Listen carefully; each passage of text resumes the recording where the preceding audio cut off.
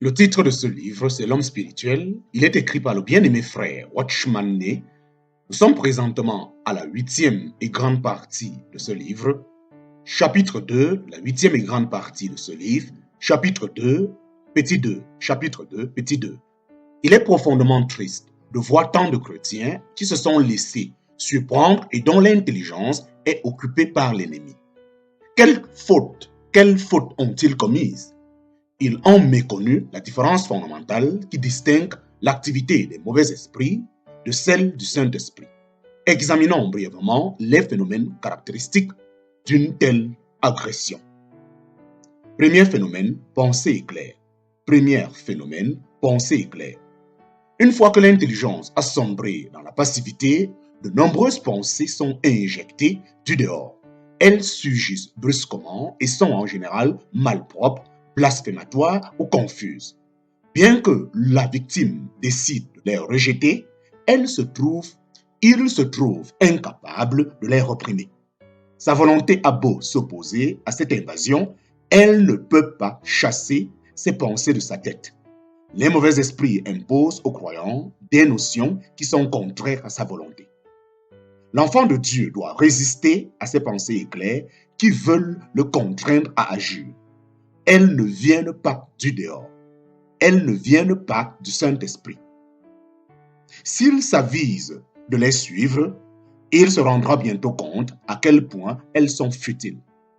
Quand l'entendement du chrétien est passif, il est facile à l'ennemi d'y introduire des idées dépourvues de bon sens. Tu es pour Dieu un instrument de choix, ton œuvre ébranlera le monde, tu es plus spirituel que tes frères. En lui tournant ainsi la tête, l'ennemi désarme sa vigilance et l'amène à se complaire dans ses flatteries.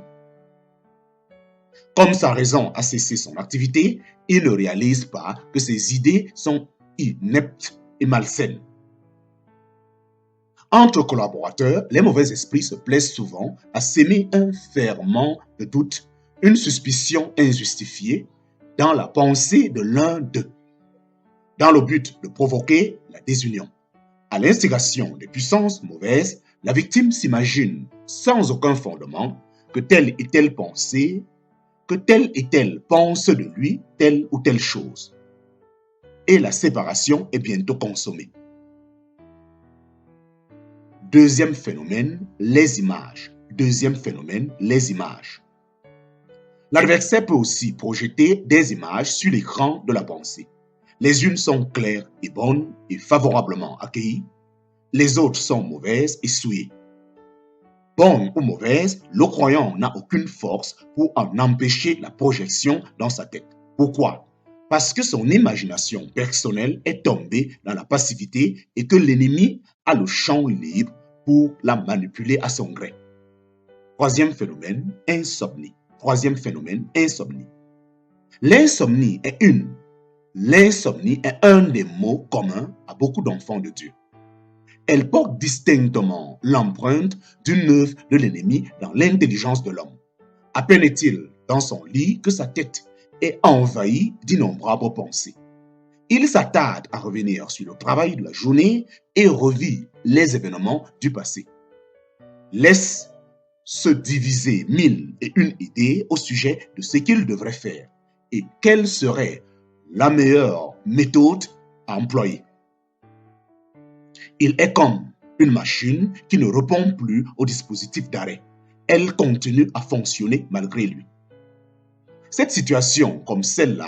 Une situation comme celle-là, le malheureux est inclin à l'attribuer à son état physique ou à une dépression nerveuse.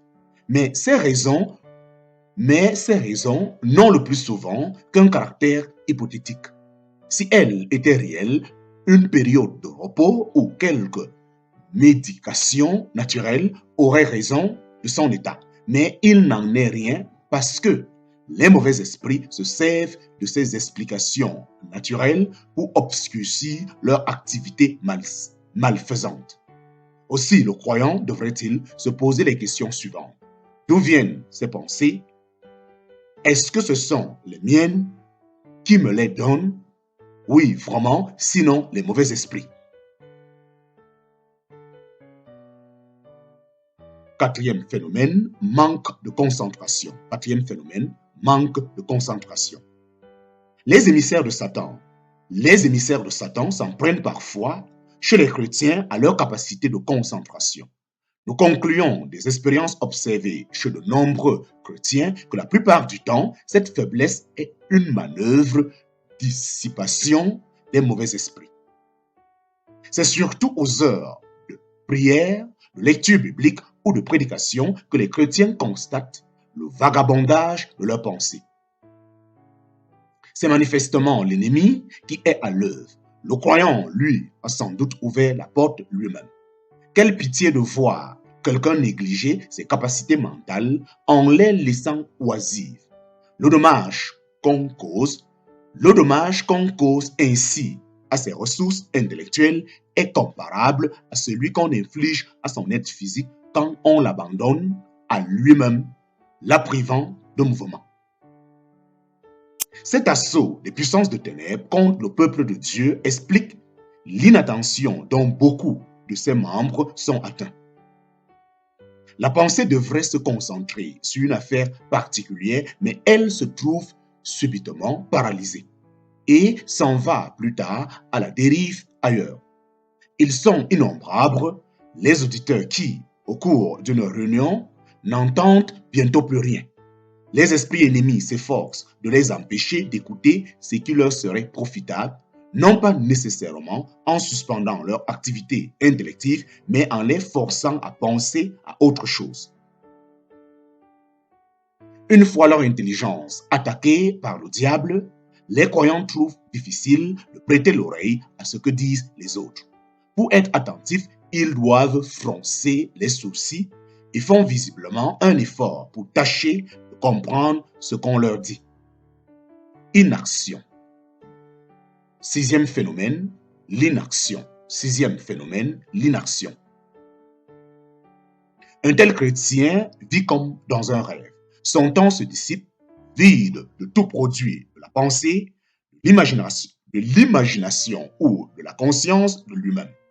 Quand l'intelligence est pareillement atteinte, il est fatal que la volonté en soit affectée et qu'on se laisse passivement manœuvrer par son entourage sans rien choisir de soi-même. Les chrétiens continuellement inquiets contactent cette maladie. L'inaction mentale. Les chrétiens continuellement inquiets contactent cette maladie, l'inaction mentale.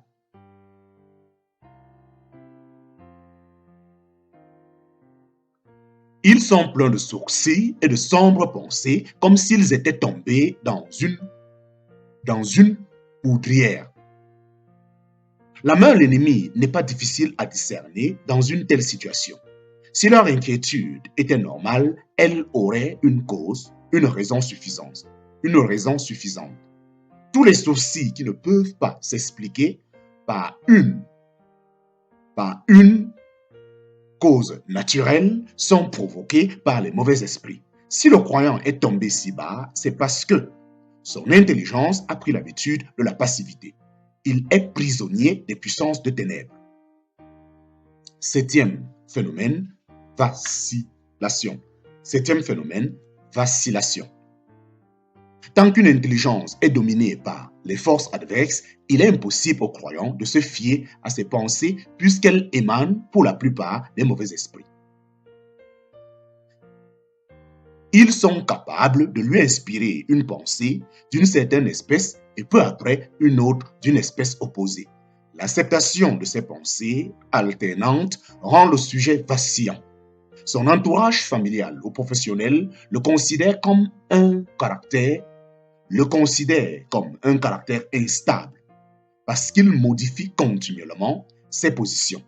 Mais en réalité, ce sont les mauvais esprits qui opèrent ces renversements de pensée et modifient l'attitude de leurs victimes. Toutes ces lignes d'instabilité ont la même origine. Neuvième phénomène, l'ocacité. Les enfants de Dieu dont l'intelligence est assaillie par Satan sont peu inclins à converser parce qu'ils n'ont pas la force d'écouter.